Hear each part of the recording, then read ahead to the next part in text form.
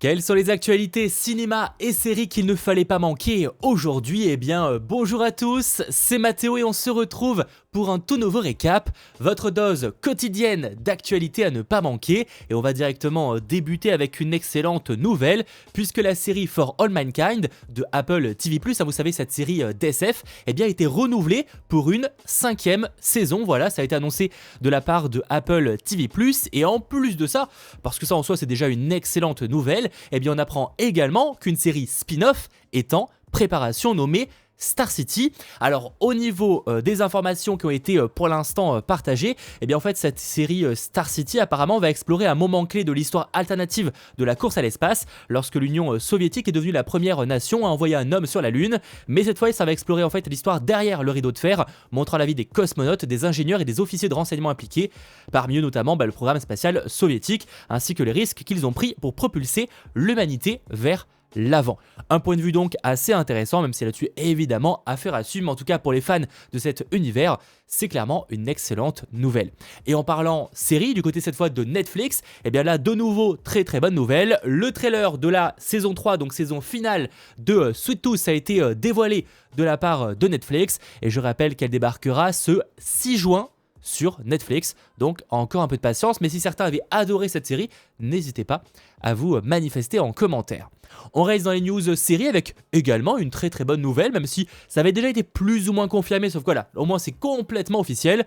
Oui, la série Fallout de Prime Video, que j'ai déjà évoqué sur la chaîne dans une vidéo dédiée, pour ceux qui voudraient plus d'informations, vous aurez le lien en haut à droite, la série est canon avec les jeux vidéo. Alors quand j'entends canon, c'est qu'en fait ça fait partie du même univers, c'est-à-dire que si vous avez suivi les jeux, vous aurez peut-être des informations supplémentaires dans la série, et inversement ça fait partie du même univers, de la même timeline. La seule différence évidemment, c'est que la série Fallout, elle, sans trop rentrer dans les spoilers, prend place en 2296. Là où par exemple Fallout 4 prenait place en 2287, Fallout New Vegas en 2281, bref en gros les jeux vidéo se passent avant la série, donc c'est pour ça qu'on a aussi quelques petites surprises qui peuvent avoir lieu dans le show, mais évidemment j'en dis pas plus pour l'instant, mais ça veut dire aussi que quand on va retrouver un lieu emblématique d'un des jeux, j'en dis pas plus, dans la prochaine saison, le lieu en question aura sûrement relativement évolué par rapport à son apparition, mais évidemment je vous en dis pas plus, ceux qui ont vu la série comprendront forcément de quoi je parle. Et encore une fois, n'hésitez pas à aller voir cette vidéo pour plus d'informations. On enchaîne, autre news côté cinéma cette fois pour terminer ce petit récap par rapport au précédent. On a une très bonne nouvelle. En effet, Neva Howell incarnera la mère de Clark Kent, en tout cas la mère adoptive de Clark Kent dans le film Superman, après Preet Tyler Vince qui incarne donc le père adoptif de Clark Kent, et c'est ce qu'on évoquait dans le dernier récap. On apprend que voilà, cette actrice va incarner la mère. Pareil, j'imagine que l'apparition sera assez rapide, mais je rappelle que le film est daté pour l'été 2025, donc encore un peu de patience de ce côté-là.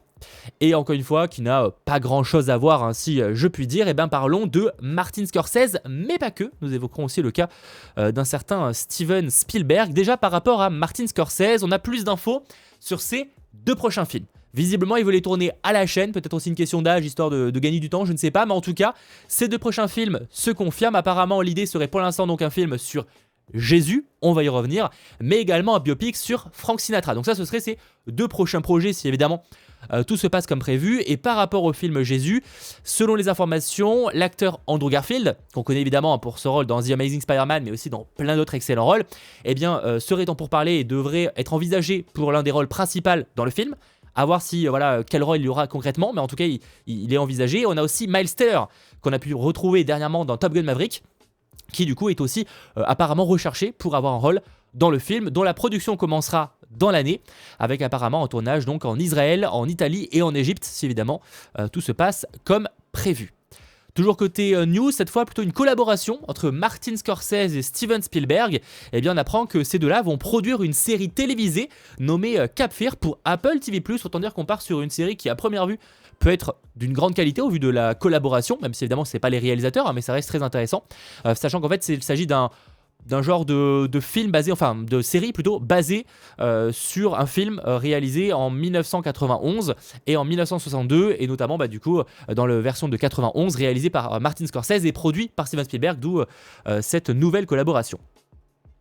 Et toujours du coup sur les informations, et bien par rapport à Steven Spielberg, à l'âge de 77 ans déjà, voilà, et bien son prochain film apparemment serait un film basé sur des ovnis. Ce serait donc une idée originale de sa part, donc ça c'est quand même assez cool à voir ce que ça va être concrètement. Et David Koepp écrit le scénario, à qui l'on doit entre autres scénario du premier Jurassic Park, et d'ailleurs il bosse aussi sur le scénario du prochain film Jurassic World. Et pour réellement terminer ce récap, côté réalisateur, Quentin Tarantino, vous savez sûrement, je l'ai déjà évoqué sur la chaîne, qu'il préparait un film nommé The Movie Critic, qui serait son 10e et donc dernier film, c'était vendu comme ça. Et bien ce film, oubliez-le, il a été abandonné. Oui, Quentin Tarantino, qui se préparait pourtant à le tourner dans les prochains mois, et bien a préféré abandonner le film qu'il préparait depuis tout ce temps, son 10e et dernier film. En fait, le réalisateur a toujours dit qu'il voulait s'arrêter au bout de 10 films pour avoir un peu une carrière exemplaire d'une certaine manière et pas de faire le film de trop. Je pense qu'il se laisse aussi un petit peu pris à son propre jeu. Il est pris au piège par son propre jeu, je pense, de mon point de vue. Mais dans tous les cas, comme il avait vraiment annoncé que le 10e serait son dernier film, eh bien, visiblement, The Movie Critic, ça ne correspondait peut-être pas à ce qu'il recherchait. Et donc, il est complètement mis de côté, en tout cas pour l'instant, à moins qu'on ait un jour une surprise, mais ça semble pas être le cas. Alors au niveau quand même des infos, parce qu'on en sait un peu plus par rapport à ce The Movie Critic, c'est qu'à l'origine c'était plutôt teasé comme un film qui aurait pris place du coup en 1977 en Californie. Et qui en gros se serait inspiré d'un critique du cinéma assez cynique qu'il lisait du coup quand il était plus jeune. Et ça peut être, c'est vrai que ça pourrait être assez intéressant d'avoir un réalisateur si emblématique jouer un petit peu et faire son dernier film par rapport à un aspect critique ciné. Bon, visiblement en fait le film avait pas mal évolué et en fait il mettait en avant Brad Pitt, ça c'était quelque chose qui était évoqué, dans le rôle de Cliff Booth. Et si ce nom vous dit quelque chose, c'est normal parce qu'il s'agit en fait du cascadeur qu'on retrouvait dans Once Upon a Time in Hollywood. Et oui, le personnage juste là, en fait il aurait repris le même rôle dans ce nouveau film. Du coup le projet aurait quand même pas mal évolué. Alors est-ce qu'il aurait été un préquel, une suite à Once Upon a Time in Hollywood, on ne sait pas malheureusement pour l'instant, et peut-être qu'on ne le saura jamais là-dessus. Affaire à suivre, mais dans tous les cas, ouais, Quentin Tarantino a préféré mettre ce projet de côté et s'éloigner et bosser sur quelque chose de nouveau. Mais là, malheureusement, pour l'instant, on a zéro information supplémentaire. À voir maintenant s'il arrivera un jour à trouver vraiment le projet pour lui parfait pour terminer sa carrière. C'est quand même un petit peu dommage parce que sur le papier, ça aurait pu être extrêmement cool. Et moi, personnellement, Once Upon a Time in Hollywood, j'avais juste ultra adoré. Donc, retrouver ce personnage incarné par Brad Pitt, ça aurait été une bonne idée, même si ça proposait quelque chose de totalement différent en termes d'histoire.